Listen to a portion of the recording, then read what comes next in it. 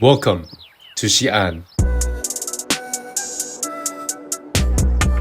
China's oldest city and home to one of the world's greatest archaeological finds. This city has always been on my travel bucket list. In this first video of my Xi'an China series, I'm bringing you to see the astonishing Terracotta Army, and at the end, we'll feast at the largest street food district in China. So grab a meal and sit back as we explore this beautiful ancient Chinese capital. We are here at Qin Shi Huang's mausoleum, the place where you can find the Terracotta Army. Something that I actually want to see for a very long time now, ever since I learned about it. And this is basically like a dream come true for me, like a bucket list item checked off. So we're gonna go inside, we're gonna see how it is.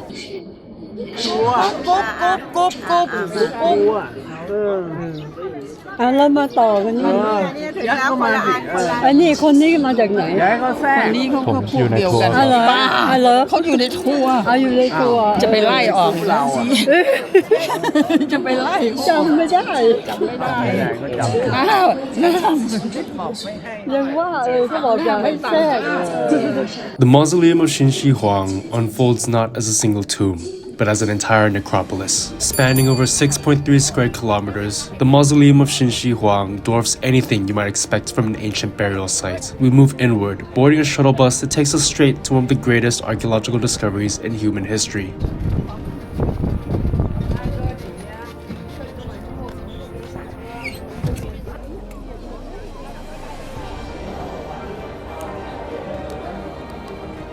So we're heading to in total there's 3 chambers. We're heading into the first chamber right now. And there's a lot of people here.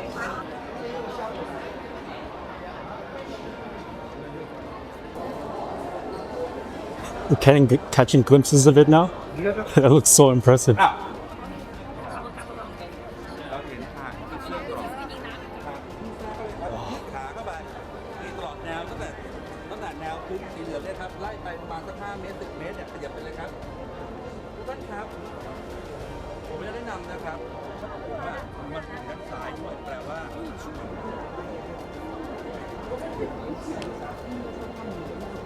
The scale of this place is actually bigger than what I can capture on camera.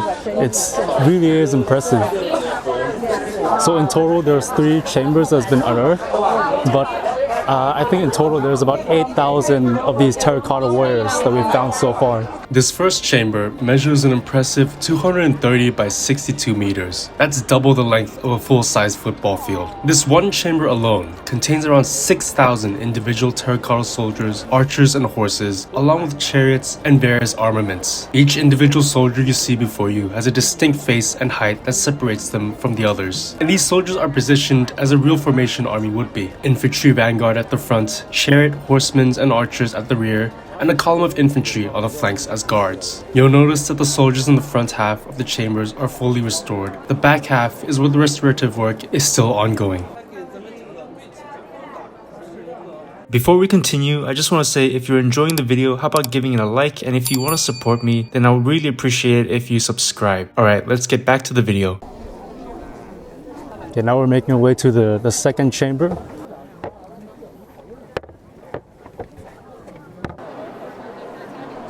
So this is the newest chamber that they unearthed.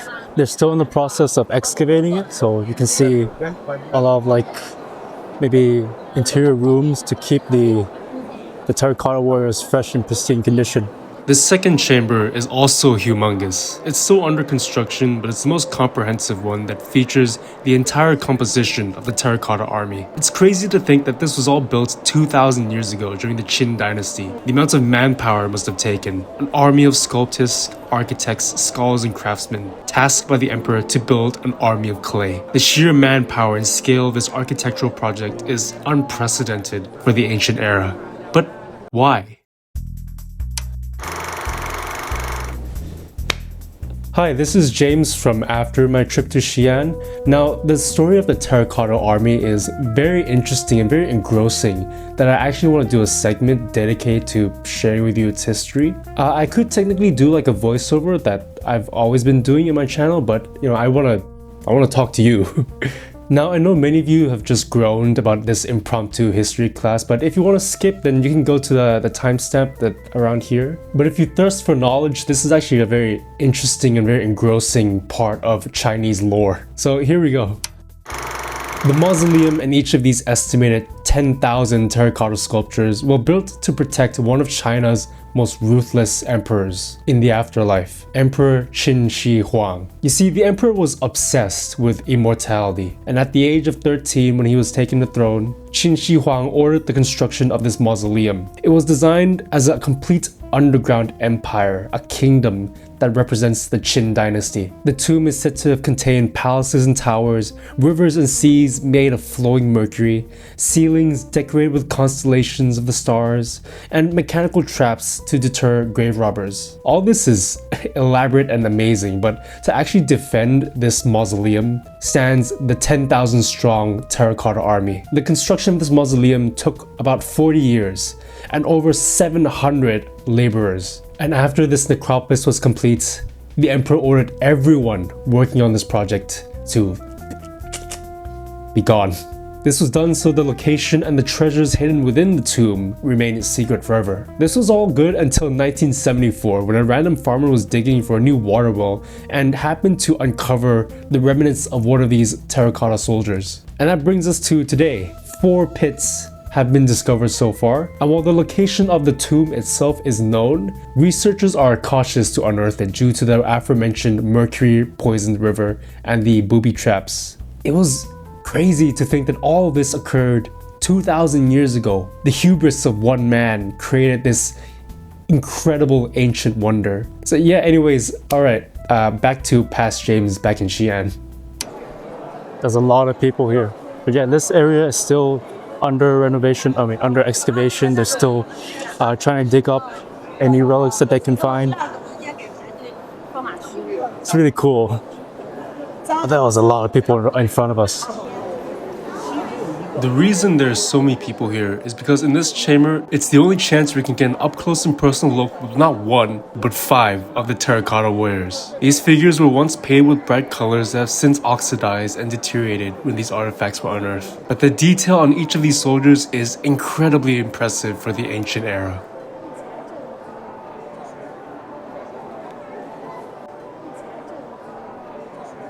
Okay, we made our way to the third chamber. This one's a little smaller. A lot less people.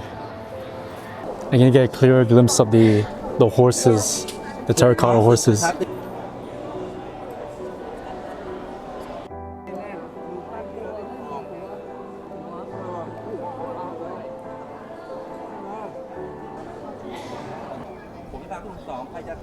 There's like a gift shop nearby and I want to go take a look.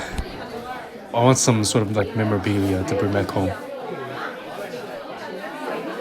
It looks to be sort of like just like Pop Mart things, you know, like those like hidden like random loot box toys. Oh, there's like metal figures. Damn, that's cool. And more of these like art toy things, like the gambling toys. You got some paper crafts, stickers, more art toys. Oh, like fridge magnets. Oh, that looks nice. Yeah, maybe I should buy some to stick on like my computer back at home. It has like a metal plate. Yeah, it seems like just pretty generic souvenir stuff. Pins, keychains. Yeah. So I bought myself a little souvenir.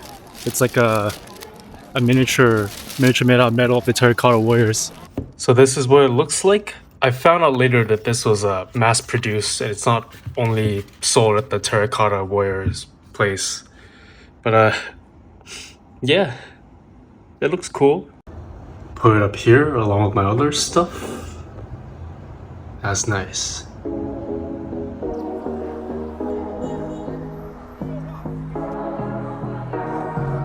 So this area we're currently in right now, it's called the Muslim Quarter, which is basically like the street food central of Xi'an. Xi'an's Muslim Quarter is the city's most vibrant and chaotic neighborhoods. Centered around the great historic mosque of Xi'an, the area has been home to the Hui Muslim community for centuries. But we are here for the dense concentration of street food. Here you'll find a mix of traditional Xi'an flavors and halal cuisine, grilled mala beef skewers, pungent, deep-fried, stinky tofu, sweet sticky rice desserts, and the most famous street food dish of the Muslim Quarter, the juicy RouJiaMo, the Chinese burger.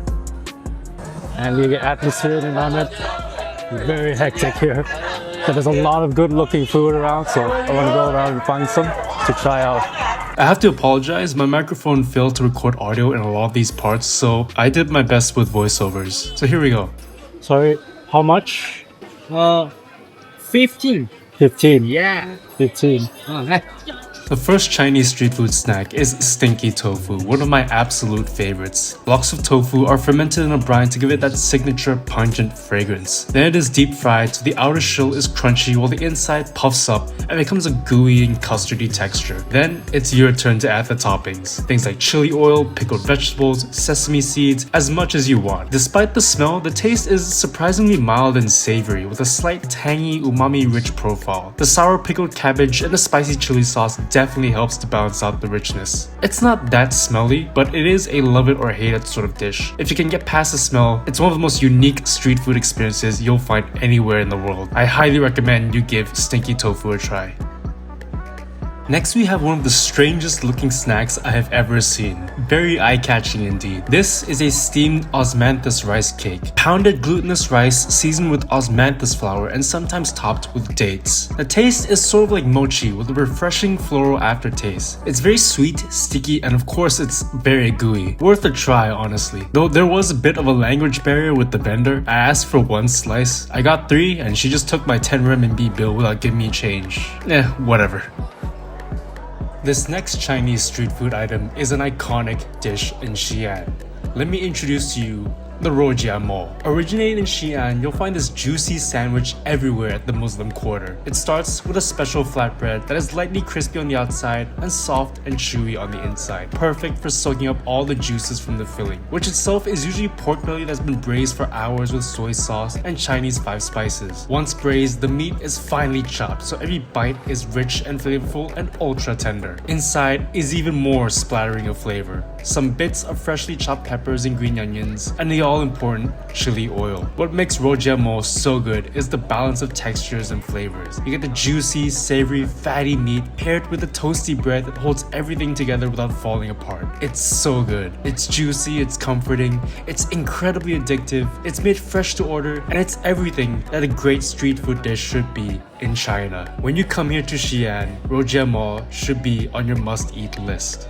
If you enjoyed this video or it has inspired your next food and travel adventure, then I really appreciate if you give it a like, comment, and subscribe to my channel. Also, feel free to share it with someone planning an upcoming holiday. And if you want more detailed travel guides and food recommendations, visit my food and travel blog at feastographyblog.com. Link is in the description below. Thank you so much for watching, and I'll catch you in next week's food and travel adventure. Bye bye!